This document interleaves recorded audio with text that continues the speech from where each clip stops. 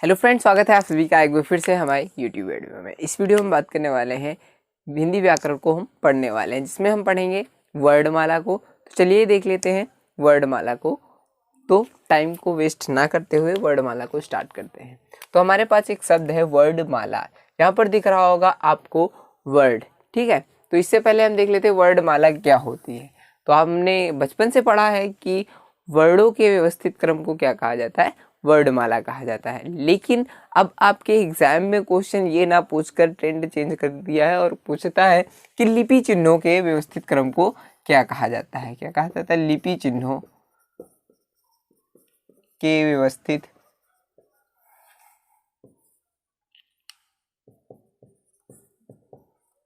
क्रम को क्या कहा जाता है,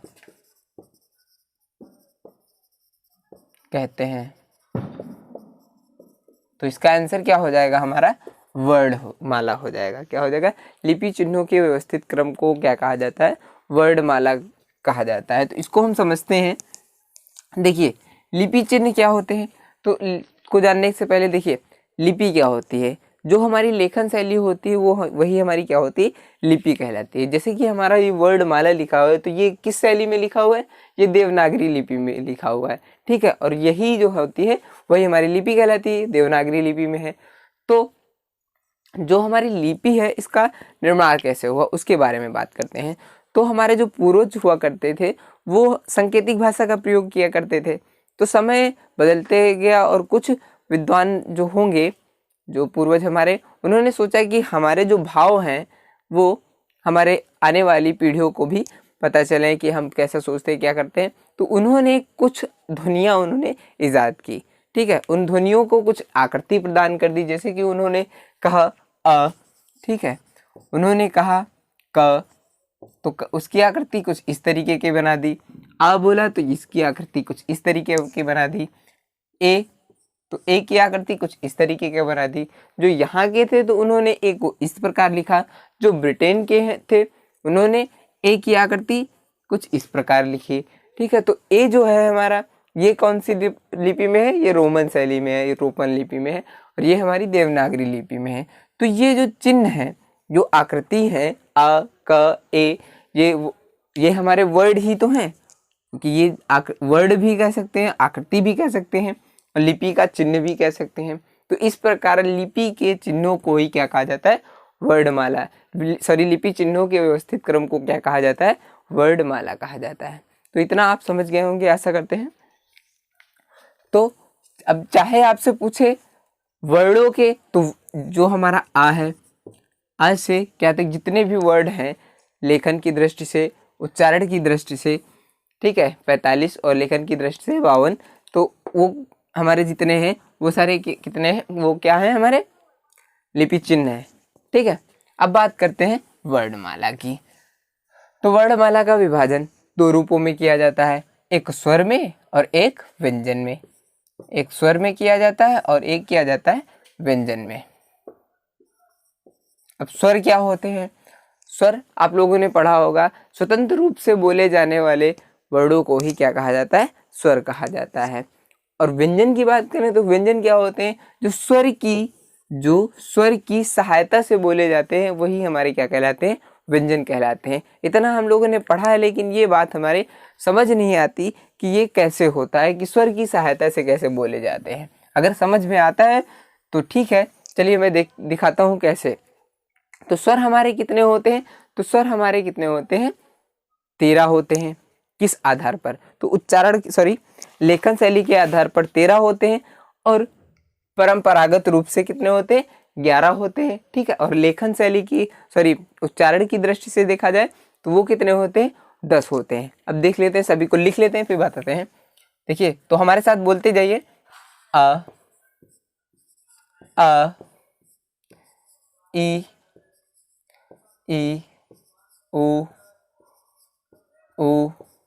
और री, ठीक है। इसका री नहीं होता है, री पढ़ते हुए अड़ा का साउंड निकाला जाता है। इसका सही उच्चारण वो होता है। तो आप अड़ा जब लिखते हैं, बोलते हैं अड़ा, तो ऊपर जब जबान हमारी जो जीभ है वो ऊपर छूती है, उसी रूप में री का साउंड निकालिए, जैसे कि री।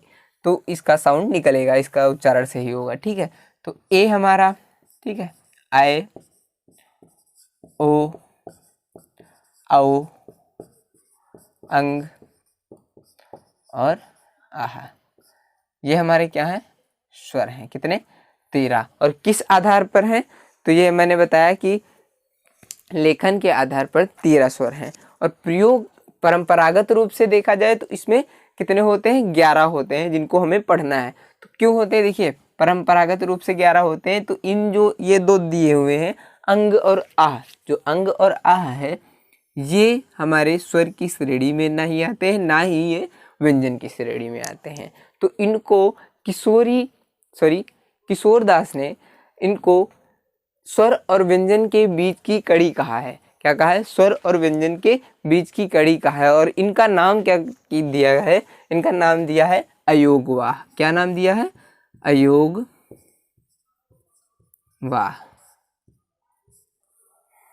ठीक है, अयोगवाह इनका नाम दिया गया।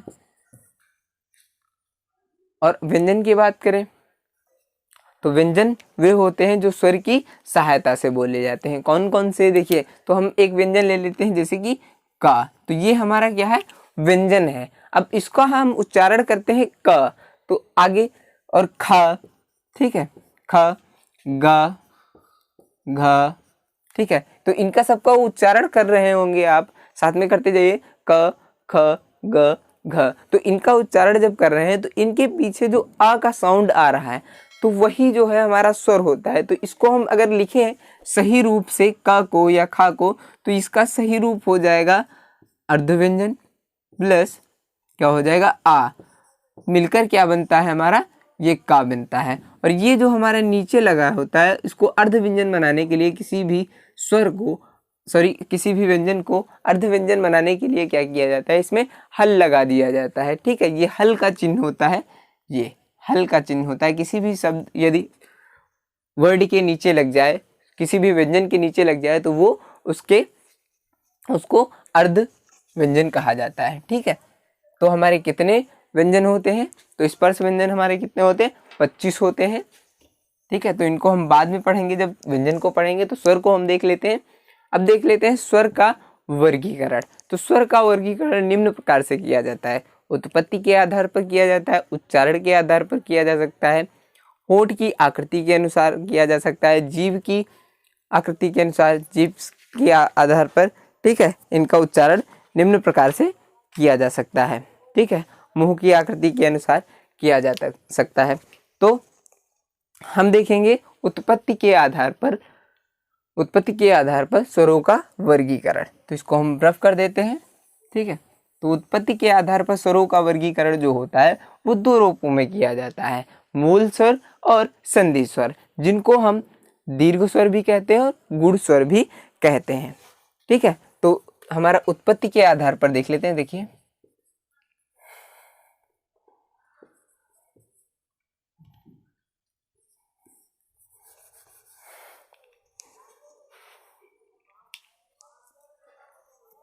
तो हम उत्पत्ति के आधार पर देख लेते हैं।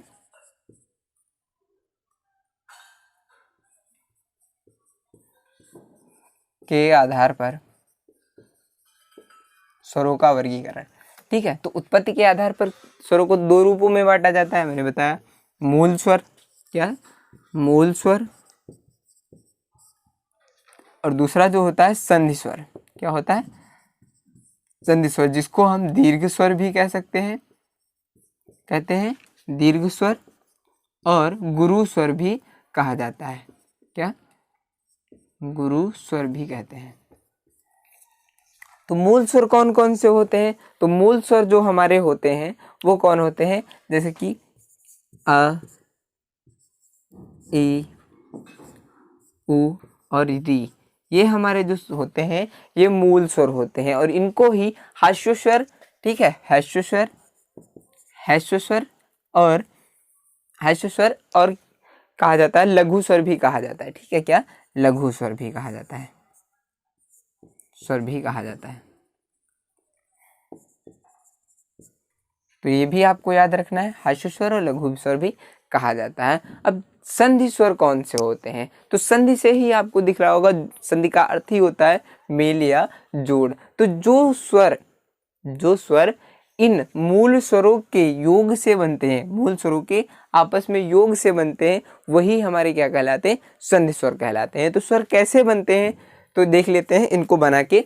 तो जैसे कि मूल स्वर, तो संधि स्वर को भी दो रूपों में बांटा जाता है। इसमें भी सजातीय स्वर होते हैं और एक होता है संयुक्त स्वर, ठीक है, जिसको हम विजातीय स्वर कहते हैं। तो सजातीय स्वर जो होते हैं यानी कि समान जाति के, विजाति जो अलग अलग जाति के। तो सजाती कौन कौन से होते हैं, जैसे कि अब इनको देख लेते हैं, सजाती और विजाति, ठीक है। सजाती कौन कौन से होते हैं, जो समान जाति से बनते हैं, जैसे कि अ और आ का मेल से जो बनता है हमारा क्या बनता है, बड़ा आ बनता है। तो ये हमारा जो स्वर हो जाएगा, ये हमारा हो जाएगा सजाती में आ जाएगा। ये बड़ा जो आ है ये हमारा सजाती में आ जाएगा। फिर देख लेते ई, ठीक है, ई, और ई के मेल से जो बनेगी हमारी क्या बनेगी, बड़ी ई बन जाएगी। और ये भी हमारा किस में आ जाएगा, ये भी आ जाएगा हमारा किसमें, सजाती में आ जाएगा। उसी प्रकार हम ऊ को रखते हैं, तो ऊ प्लस ऊ, ठीक है, ये हमारा क्या बन जाएगा, बड़ा ऊ बन जाएगा। और ये भी हमारा किस में आ जाता है, सजाती में आ जाता है,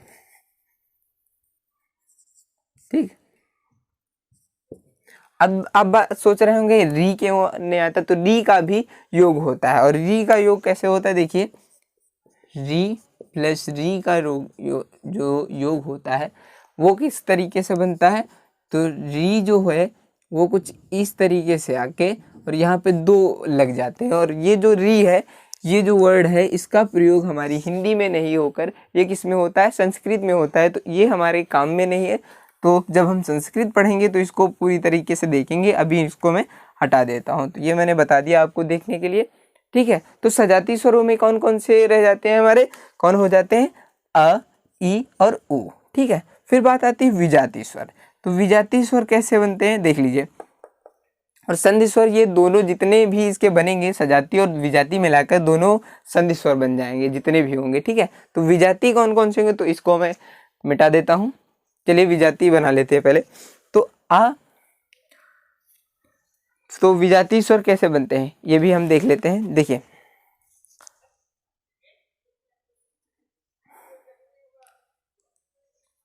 आ और ई का मेल कराते हैं। अगर इधर हम लिख लेते हैं आ और ई का मेल कराते हैं तो ए बनता है हमारा। और ए और आ का मेल कराते हैं तो हमारा क्या बनता है, ए बनता है, ठीक है। और आ और ऊ का मेल कराते हैं तो हमारा क्या बनता है, ओ बनता है, ठीक है। और ओ और आ का मेल कराते हैं तो हमारा क्या बनता है, औ बनता है। तो ये जो स्वर हो जाएंगे, ये चारों ए, आए, ओ, औ, ये हमारे जो हो जाएंगे, ये कौन से हो जाएंगे, विजाती स्वर। अब विजाती स्वर कैसे, देखिए, समान जाति आ और आ है, और ये विजाती कैसे, एक जाति आ, दूसरी जाति ई, तो ये दोनों विजाती हो जाएंगे। तो विजाती में कौन कौन से रखे जाएंगे, ए,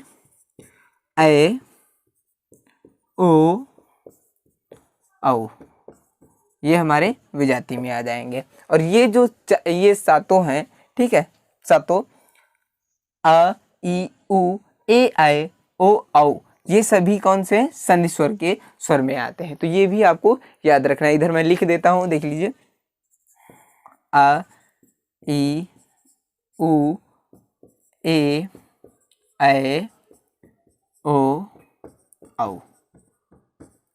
तो इसका आप स्क्रीनशॉट ले सकते हैं।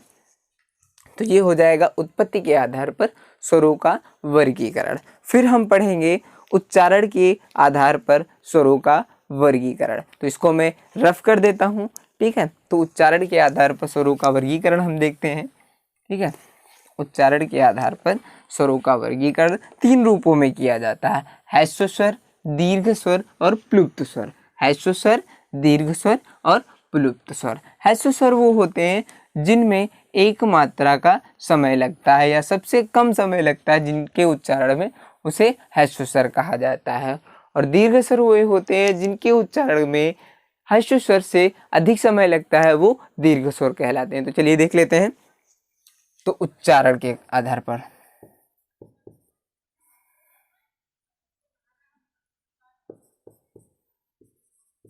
उच्चारण काल के आधार पर स्वरों का वर्गीकरण।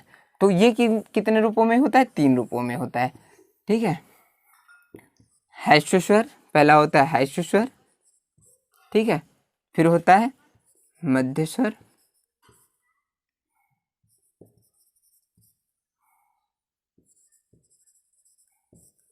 ठीक है, ह्रस्व स्वर, सॉरी दीर्घ स्वर, मध्य स्वर मैंने बता दिया, दीर्घ स्वर और प्लुप्त स्वर। क्या होता है? प्लुप्त स्वर।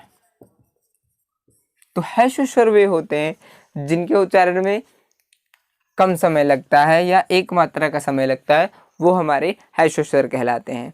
वो कौन कौन से होते हैं? देखिए, हमारा जो भी मूल स्वर हमने लिखाए थे अ, ई, उ और री, हमारे जो होते हैं वो सभी हमारे ह्रस्व स्वर हो जाते हैं। ठीक है, उसी प्रकार दीर्घ स्वर जो ह्रस्व स्वर से अधिक समय लेते हैं वो हमारे कौन से हो जाते हैं? दीर्घ स्वर कहलाते हैं। और उसमें जो हमारा आता है वो हमारे कौन कौन से आते हैं? वो आते हैं अ, ई, ठीक है, अ, ई, उ, उ, उ, उ, ए, ऐ, ओ, औ, ओ, औ। ये जो हमारे होते हैं ये हमारे सभी किस में आते हैं? तो ये आते हैं दीर्घ स्वर में। और प्लुप्त स्वर जो होता है वो किसी को पुकारने में जिसका प्रयोग किया जाता है वो प्लुप्त स्वर कहलाता है। अब इसको हम कैसे पढ़ेंगे? देखिए, तो प्लुप्त स्वर, देखिए प्लुप्त का चिन्ह जो होता है कुछ इस तरीके से लगता है। और जैसे कि हम बात करें, हम राधा यहाँ पर लिख देते हैं, राधा, राधा। तो आप इसको अगर पुकारेंगे, इसको कहेंगे तो राधा, राधा बहुत ही आराम से आप ले सकते हैं। लेकिन जब किसी को इसी में पुकारेंगे, किसी को आवाज देंगे दूर व्यक्ति को, तो आप इसको ऐसे ना कह के राधा, तो आप कहेंगे राधा। क्या कहेंगे? राधा। क्या कहेंगे? राधा। ठीक है, तो ये हमारा जो चिन्ह हो जाएगा प्लुप्त चिन्ह हो जाएगा। और जैसे कि मोहन, मोहन, ठीक है, मोहन, तो ये हमारे जो होते हैं प्लुप्त स्वर कहलाते हैं। और ये जो प्लुप्त का चिन्ह होता है ये सिर्फ स्वर के ही पीछे लगता है। ये भी आपको याद रखना है, किसी भी व्यंजन के पीछे नहीं लगा मिलेगा आपको ये प्लुप्त चिन्ह, तो ये भी आपको याद रखना है। तो इसका भी स्क्रीनशॉट ले लीजिए, सॉरी। फिर आता है जीभ के आधार पर स्वरों का वर्गीकरण। तो ठीक है, जीभ के प्रयोग के आधार पर स्वरों का वर्गीकरण, वो भी 3 रूपों में होता है, अग्रस्वर, मध्य स्वर और पश्च स्वर।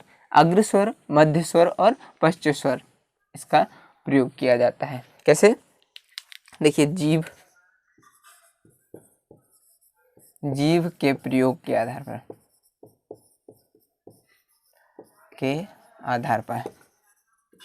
जीभ के प्रयोग के आधार पर इसको कितने रूपों में बांटा जाता है? तो 3 रूपों में बांटा जाता है। पहला होता है अग्रस्वर, अग्रस्वर, ठीक है, दूसरा होता है मध्य स्वर, मध्य स्वर, और तीसरा जो होता है वो कौन सा होता है? पश्च स्वर होता है। तो हम अग्रस्वर की बात करें तो जिसमें हमारी जीभ का आगे का भाग, जो ये वाला भाग होता है, वो प्रयोग में आता है, वो हमारा क्या कहलाता है? अग्रस्वर कहलाता है। मध्य स्वर की बात करें तो मध्य स्वर जो हमारा होता है जिसमें जीभ के मध्य का भाग प्रयोग में आता है, तो ये वाला भाग प्रयोग में नहीं आता, पीछे वाला भाग प्रयोग में आया था। जो हमारा बीच का भाग होता है जीभ की, वो जो प्रयोग में आता है तो वो हमारे क्या कहलाता है? मध्य स्वर कहलाता है। और पश्च स्वर जो हमारी कंठ से हमारी आवाज आती है, जीभ के पीछे की भाग प्रयोग में आता है, ये वाला भाग प्रयोग में आता है। ठीक है, ये वाला जो पीछे का भाग होता है ये प्रयोग में आता है, तो हमारा क्या कहलाता है? पश्च स्वर कहलाता है। तो इनको हम देख लेते हैं इसमें कौन कौन से आते हैं। ठीक है, तो अग्र स्वर में जो हमारे स्वर आते हैं वो कौन कौन से आते हैं, इनको देखिए। तो ये होते हैं ई, ई, ए, आई और हमारी री होती है। क्या होती है? री भी हमारी इसमें आती है, री। तो इनका आप उच्चारण करेंगे तो देखेंगे आपकी जो जीभ है उसके आगे का भाग ही प्रयोग में आएगा। जैसे कि करते हैं ई, तो ई जो है आपकी जो जीभ होगी वो आपके आगे का ही काम करेगी। तो ये हमारे वर्ड हैं अग्रस्वर। ठीक है, पश्च स्वर की मध्य स्वर की बात करें तो मध्य स्वर कौन से होते हैं? तो हमारा होता है अ। अ का उच्चारण जब करेंगे आप तो आपकी जीभ का मध्य भाग ही प्रयोग में आता है। जैसे कि आ कहेंगे तो देखिए आप बीच में आपको ऐसे नहीं लगेगा, लेकिन जो आपकी जीभ का बीच का भाग है वो थोड़ा बढ़ जाता है, चौड़ा हो जाता है। ठीक है, तो वो हमारे मध्य स्वर कहलाते हैं। फिर हमारे आती पश्च स्वर की बात। तो पश्च स्वर हमारे कौन कौन से होते हैं? पश्च स्वर जो होते हैं वो होते हैं आ, उ, ओ, आउ। ये जो होते हैं हमारे, ये सभी पश्च स्वर होते हैं। तो इतना आपको समझ में आ गया होगा, इसको भी आप स्क्रीनशॉट ले लीजिए। फिर हम बात करते हैं ओष्ठ की आकृति के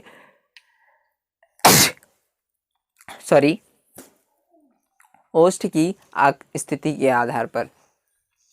तो चलिए इसको मिटा देते हैं।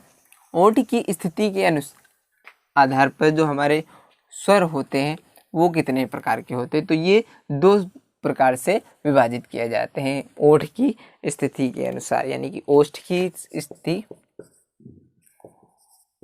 ओष्ठ या होठों की के प्रयोग के आधार पर। ठीक है, या फिर के स्थिति के आधार पर,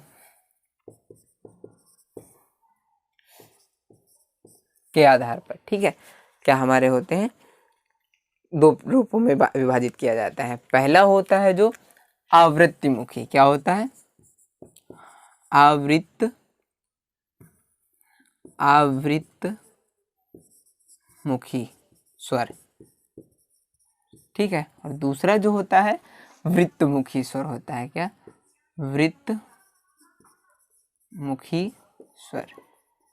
आवृत्तमुखी स्वर वे होते हैं जिनके उच्चारण में हमारे मुंह की आकृति, हमारे होठों की आकृति या मुंह की आकृति गोलाकार नहीं होती है, यानी कि गोल आकार में नहीं होती है। वे हमारे जो स्वर होते हैं वे हमारे कहलाते हैं आवृत्तमुखी स्वर। वो कौन कौन से होते हैं? वो होते हैं आ का उच्चारण करेंगे तो देखेंगे आपके मुंह की जो आकृति होगी वो गोल नहीं होगी, आप कहेंगे अ, तो देख लीजिए। ठीक है, फिर आता है बड़ा आ। ठीक है, ये भी हमारी कौन सी है? ये आवृत्तमुखी है। फिर हमारी ई, ठीक है, ई, ए और आय। ए और आय जो हैं ये भी आवृत्तमुखी हैं। ठीक है, फिर हमारे वृत्तमुखी कौन होते हैं? तो जिनके उच्चारण में, जिन स्वरों के उच्चारण में हमारे मुंह की आकृति गोलाकार होती है वो हमारे कौन से होते हैं? वो वृत्तमुखी स्वर कहलाते हैं। उसमें कौन कौन से आते हैं? तो वो हमारे आ जाते हैं ओ,